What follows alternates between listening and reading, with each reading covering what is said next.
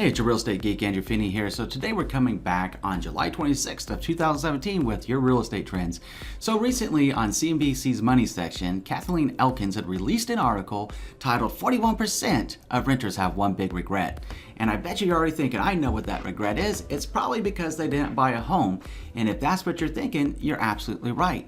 But why do they regret not buying a home? There's actually a survey that was conducted on real estate site Trulia about this, and they said that amongst the realtors that decided to rent as opposed to buy a home, 41% said they wish they would have bought instead.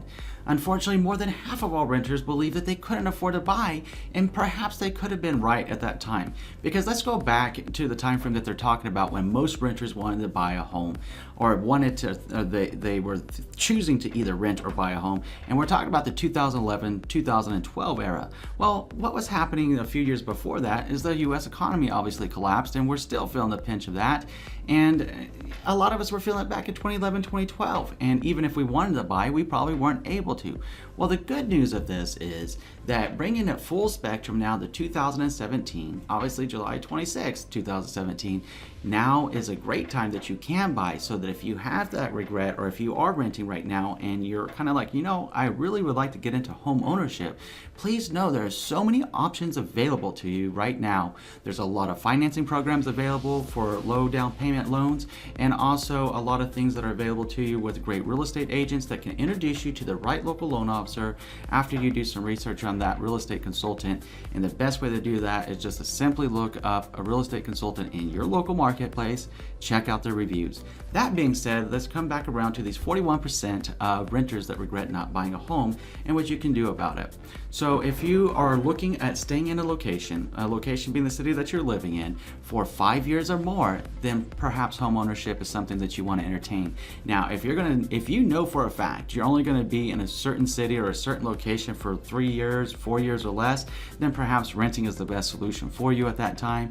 The reason being is that whenever you buy a home, you want to give the market enough time to allow your home to appreciate in value over time, so that when you go to sell that home, ideally you're going to be able to have money coming back to you, and you're going to be able to put that equity into your pocket or save it for your future retirement or your new home that you're going to buy where you're moving next. Now, it's absolutely okay to test the waters by contacting a local loan officer and a local real estate consultant. We're here to help you. And just know that there are so many programs out there available to you. Nowadays, you can buy a home with 1% down on a conventional loan.